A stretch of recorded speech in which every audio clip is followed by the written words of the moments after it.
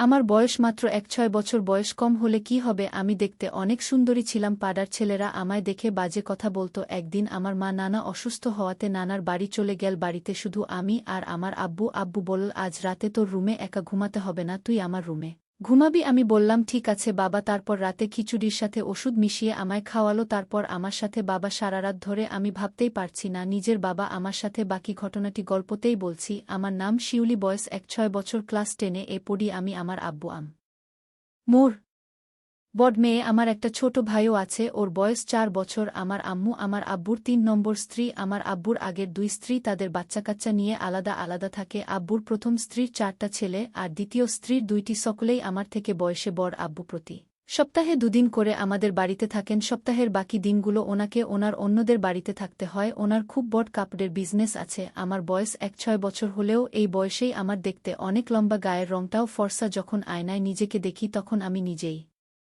অবাক হয়ে ভাবি আমি এত সুন্দর। একদিন আমার আম্মুর আব্বু হঠাৎ করে অসুস্থ হয়ে পড়লেন। ওর বাড়ি থেকে সকালে ফোন করে জানানো হলো। খবর শুনেই আম্মু আমার ছোট ভাইকে নিয়ে তড়িঘড়ি করে তাকে দেখতে নার্সিং হোম বেরিয়ে গেলেন। আমি বাড়িতে একলা রইলাম। আম্মু দুপুরের দিকে আমাকে ফোন করে বললেন যে ওর আব্বুর অবস্থা খুব খারাপ, তাই আম্মু আগামী ২-৩ দিন হয়তো বাড়িতে ফিরতে পারবেন না। ওকে ওর আব্বুর বাড়িতে থাকতে হবে আর প্রতিদিন নার্সিং হোম ঘর করতে হবে। আম্মু আমাকে আরও বললেন যে একটু আগেই তোর আব্বুর সাথে ফোনে কথা হয়েছে, তোর আব্বু কথা দিয়েছে যে আগামী দিন ও রাতে বাড়ি ফিরে আসবে। তোর কোনো চিন্তা নেই, তোকে রাতে একা থাকতে হবে না। তবে রান্নাবান্নার ব্যবস্থা তোকেই করতে হবে। সকালে তোর আব্বুর জন্য খাবার আর দুপুরের টিফিনটাও তোকে বানিয়ে দিতে হবে। যদি বাজার দোকানের দরকার হয় তাহলে তোর আব্বুকে বলবি। তোর আব্বু ব্যবসায় যাবার আগে তোকে দরকার মতো বাজার দোকান করে দেবে। আম্মু জানতেন যে আমি যেটুকু রান্নাবান্না জানি তাতে ২-৩ দিন কাজ চালিয়ে নিতে পারবো। রাতে আব্বু ব্যবাস থেকে ফেরার পর আমি আব্বুকে বললাম, আব্বু তোমাকে চা করে দেব। আব্বু বলল, তুই পারবি তো গ্যাস জ্বালিয়ে চা করতে? আমি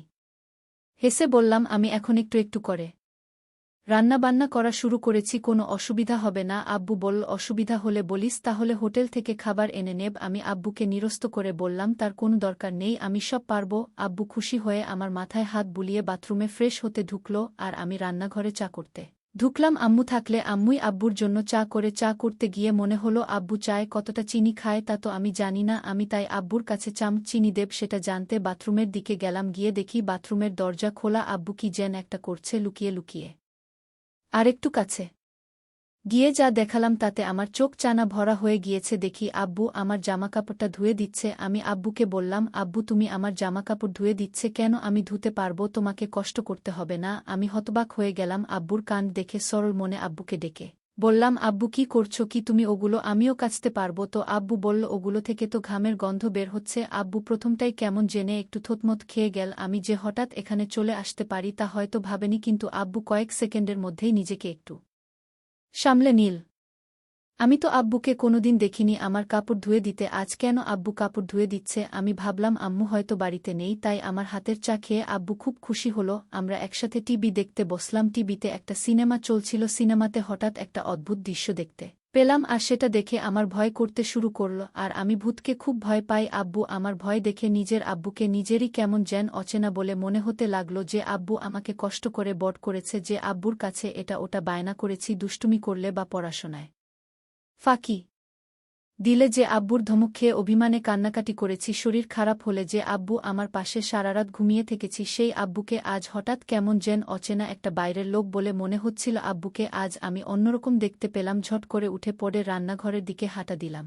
আব্বুকে বললাম, আব্বু আমি একটু রান্নাঘরে যাচ্ছি, আমাকে রাতের খাবার গরম করতে হবে। আমি আব্বুকে দেখলাম আমার পিছু পিছু রান্নাঘরে চলে আসছে। আব্বুকে বললাম, তোমার আসার তো দরকার ছিল না। তারপর রাতে আমি আর আব্বু একসাথে খাবার টেবিলে খেতে বসলাম। দেখি আব্বু খেতে বসেও এক অন্যরকম দৃষ্টিতে আমার দিকে বারবার তাকাচ্ছে। জীবনে কোনোদিন আব্বুকে আমার দিকে এরকমভাবে তাকাতে দেখিনি আমি। আব্বু হঠাৎ আমাকে জিজ্ঞেস করল, তোর আম্মু কি পরশু ফিরবে? আমি বললাম, জানি না, তবে আম্মু আজ ফিরতে পারবে না, সেটা বলেই গেছে। শিউলি, আজ রাতে তুমি আমার রুমে ঘুমাবে? আমি বললাম, কেন? আমি তো আমার ঘরে সব বলে বিছানা করে রেখেছি। আব্বু বলল, আজকে তো তোমার আম্মু নেই, আলাদা আলাদা শুয়ে কি হবে? আর তাছাড়া আমি তোমাকে একা একা রুমে ঘুমাতে দিতে পারি না। আমি বিশেষ না ভেবে মাথা নেড়ে সম্মতি দিলাম। রাতে আমি আম্মুর শোবার ঘরে গিয়ে খাটে টাঙ্গিয়ে শুয়ে পড়লাম। আব্বু তখন বাথরুমে। আব্বু বাথরুম থেকে ফিরে ঘরে ঢুকে দরজা বন্ধ করে দিল। আব্বু লাইট নিভিয়ে দিল। আমি বললাম, আব্বু নাইট বাল্বটা জ্বালাও না। আব্বু বল, না থাক, আজ অন্ধকারই ভালো লাগছে। লাইট পুরোপুরি নিভে যেতে ঘরে অন্ধকার ছেল আর আমি ঘুমিয়ে পড়লাম। আধ ঘন্টা পর হঠাৎ আমার ঘুম ভেঙে গেল। আমার কোনোভাবেই ঘুম আসছিল না। আমি লক্ষ্য করলাম আব্বু ঘুমায়নি, আব্বু এখনো জেগে আছে। আমি আব্বুকে বললাম, আব্বু তুমি এখনো ঘুমাওনি কেন? আব্বু তখন বলল, আমার ঘুম আসছে না মা। আব্বু বলল, তোর মায়ের কথা খুব মনে পড়ছে। আমি আব্বুকে বললাম, আব্বু একদিন হলো না আম্মু বাড়িতে নেই, আর তাতেই তুমি এত চিন্তিত হয়ে গেছো। আব্বুল বল, মা আমি তোর মাকে অনেক ভালোবাসি। আমি আব্বুকে বললাম, শুধু আম্মুকে ভালোবাসো? আব্বু বল, এই পরিবারের সবাইকেই ভালোবাসি, তবে তোকে একটু বেশি স্নেহ করি জানো। আব্বু পাড়ার বদমাস ছেলেগুলো মাঝে মাঝে আমার দিকে কেমন দৃষ্টিতে তাকিয়ে থাকে। একটা বলতেই আব্বু এরকম অদ্ভুত আচরণ করছিল ঠিক বুঝতে পারছিলাম। আর আমি তোমার মেয়ে, আমার কাছে কোনো কিছু লজ্জা পেলে চলবে? তুমি বলো আমার কাছে কি চাও? বাবা তখন বলল, আচ্ছা মা, আমি তোমার আম্মুর সাথে যা করি আমি তোমার সাথে তা করতে চাই, তুমি কি তাতে রাজি? আব্বু তুমি এসব কি বলছো? আমি তোমার মেয়ে, আমি কি বড় হয়ে গেছি যে আমি তোমার সকল কথা রাখতে পারবো? আমি তো এখনো অনেক কিছু বুঝি না। আমি আব্বুকে বললাম, আব্বু আমি তোমার মেয়ে আর তুমি কি বলছো এসব? আমি এই কথা কিছুতেই রাখতে পারবো না। আব্বু তখন কেঁদে বলল, তুমি যখন ছোট ছিলে তখন তোমার শরীর খারাপ হলে কত রাত আমি না ঘুমিয়ে জেগে থেকেছি জান, তুমি কত বায়না করেছ আমার কাছে, তোমার সব ইচ্ছা বিভিন্ন গিফট সহ আমি কষ্ট করে তোমার আবদার পূরণ করেছি। আজ তোমার কাছে আমি একটা সামান্য জিনিস চাইছি, তা তুমি দিতে পারবা না? মা আমি বাবাকে বললাম, বাবা এটা সামান্য না, এটা কেউ দিতে পারবে না। আমি আমার মেয়েকে বললাম, তাহলে তুমি আমাকে এত বড় কষ্ট দিলে, মুখে মুখে না করে দিলে তুমি? আমি জানতাম না আমার মেয়ে এতটা পাষাণ হতে পারে। আমি আমার বাবাকে বললাম, বাবা এটা কি করে সম্ভব? তুমিই বলো। আর তোমার মতো বাবা আমি খুব কম দেখেছি, যেটা পারবো না সেই জিনিসের কথা কেন বললে বাবা? আমি বাবাকে তখন কান্না করতে দেখলাম, বাবা কাঁদছে। আমি বাবাকে বললাম, তুমি কেন কাঁদছো এইভাবে? ঠিক আছে, তুমি যদি কান্না না থামাও তাহলে আমি কিন্তু তুমি আমায় যা বলছো সবকিছু আমি আম্মুর কাছে বলে দিব। আমি তখন বললাম, না মা, এসব কি কাউকে বলা যায়? তুমি তোমার আম্মুকে কিছু বলো না। যদি তোমার আম্মুর কাছে আমার কথা বলো তাহলে তোমার আম্মু এ বাড়িতে আমায় জায়গা দিবে না, তাই তোমার আম্মুকে এসব বলতে যেও না। তুমি কি চাও এ বাড়ি থেকে আমি দূরে কোথাও চলে যাই? আমার মেয়ে শিউলি তখন বলল, তাহলে আব্বু তুমি আর কোনোদিন এসব কথা বলবে না? আমি বললাম, ঠিক আছে মা, বলবো না, তবে আমার একটা অন্য কথা আছে, সেটা রাখবে না মা? আমি আব্বুকে বললাম, আব্বু তোমার এসব কথা ছাড়া আমি সব কথা তোমার রাখবো। আমি বললাম, লক্ষ্মী মেয়ে আমার, তাহলে তোমার আম্মুকে কাল আসবে না তুমি আর আমি বাড়িতে? কাল আমরা দুজন থাকব। তাহলে আমি তোমাকে কাল হোটেল থেকে খাবার নিয়ে আসব তোমার জন্য। আমি বললাম, বাবা আমি তো রান্না করতে পারি, তাহলে হোটেল থেকে খাবার আনবে কেন? আমি বললাম, আম্মু তোমাকে আমি কষ্ট করতে দিব না তাই। আর তাছাড়া হোটেল থেকে খিচুড়ি খাই না অনেক দিন ধরে, তোমার তো খিচুড়ি অনেক প্রিয় তাই না মা? আমি বললাম, হুম আব্বু, হোটেলের খিচুড়ি আমার অনেক প্রিয় খাবার, তাহলে কাল আর রান্না করার দরকার, আমি দুজনের জন্য হোটেল থেকে খিচুড়ি নিয়ে আসব। আমি বললাম, ঠিক আছে বাবা, তুমি কাল আমার জন্য হোটেল থেকে খিচুড়ি নিয়ে আসবে। পরের দিন আমি সারাদিন ঘরে বসে টিভি দেখছিলাম আর বাবা বাজারে চলে গেল। রাত 10টা হয়ে গেছে, বাবা এখনও বাজার থেকে ফিরছে না। আমি বাবাকে ফোন দিলাম, ফোনটাও রিসিভ হচ্ছে না। আমি চিন্তায় পড়ে গেলাম। আমি চিন্তা করতে করতে হঠাৎ দরজায় নক করল। আমি দরজায় নক টুনে দরজাটা খুলে দিলাম, দেখলাম বাবা আমার জন্য খিচুড়ি নিয়ে হাজির। বাবা বলল, এই খিচুড়ি অনেক স্বাদের মা, আমি বাজারে গেলে মাঝে মাঝে খাই, আজ তোমার জন্য স্পেশাল খিচুড়ি নিয়ে আসলাম। আমি আব্বুকে বললাম, আব্বু তুমি হাত মুখ ধুয়ে এসো, আমরা একসাথে খাবো। আমি বললাম, ঠিক আছে মা, আমি হাত মুখ ধুয়ে আসছি, তুমি খিচুড়ি টেবিলে রেডি করো।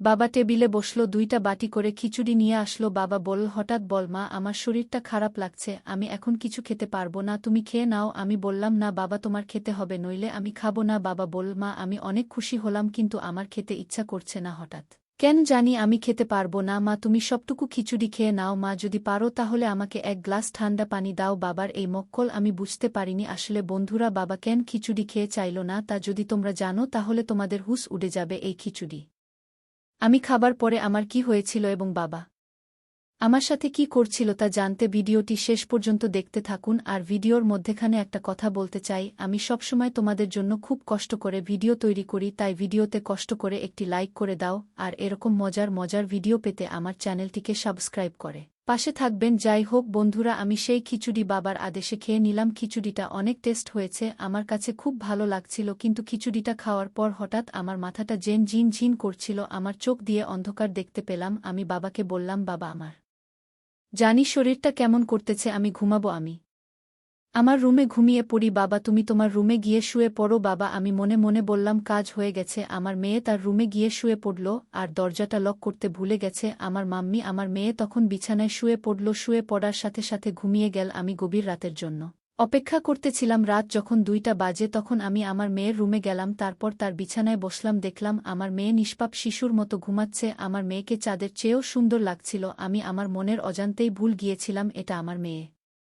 আমি যখন আমার মেয়ের দিকে তাকিয়েছিলাম তখন দেখলাম মেয়ে আমার খুব শান্তিতে ঘুমাচ্ছে। আমার মাথায় মাথায় বারবার জানান দিচ্ছিল আজ তোমার সুযোগ, আজ তোমার এই সুযোগ কখনো চেয়ে দিও না, কারণ এই সুযোগ তুমি আর পাবে না। আর তাই আজ তোমার সময়। আমার মাথায় এই চিন্তা ভর করল। হঠাৎ লক্ষ্য করলাম আমার মেয়ে আমার দিকে তাকিয়ে রইল। মাত্র দেখলাম ঘুমিয়ে আছে, হঠাৎ চোখ খোলা এক দৃষ্টিতে আমার দিকে তাকিয়ে রইল। আমি একটু ভয় পেয়ে গেলাম আমার মেয়ে কিনা কি মনে করে এত রাতে তার রুমে। আমি আমার মেয়েকে বললাম মা তুমি মশারি টানাতে ভুলে গিয়েছ, কিন্তু তোমায় মশাই থেকে বাঁচাতে আমি মশারি টানিয়ে দিতে আসলাম। দেখি আমার মেয়ে কোনো কথা বলে না, আমার দিকে এক পলকে চেয়ে রইল। আমি বললাম মা তুমি কথা বলছো না কেন? আমার আরও একটা জোরে ডাক দিলাম মা তুমি কথা বলছো না কেন? আমি আমার মেয়ের নাকের কাছে হাত দিয়ে দেখলাম সে নিঃশ্বাস নিচ্ছে না। আমি বুঝতে পারলাম আমার মেয়ে দুনিয়াতে নেই, আমার মেয়ে মারা গেছে। আমি চিৎকার করে কান্না করে বললাম আমি একই করলাম। আমি আমার মেয়েকে নিজের দোষে দুনিয়া থেকে বিদায় করে দিলাম। আমি তো জানতাম না যে এই খিচুড়ি খেলে মেয়ে মারা যাবে। আমি ভেবেছিলাম ঘুমিয়ে থাকবে, কোনো হুঁশ থাকবে না। এখন তো দেখি আমার মেয়ে মারা গেছে, আমার শাস্তি হওয়া উচিত। আমি এভাবে চিল্লাতে থাকি। বন্ধুরা আজকের গল্পটি এখানেই শেষ করলাম। ভালো লাগলে চ্যানেলটি সাবস্ক্রাইব করে পাশে থাকবেন। ধন্যবাদ।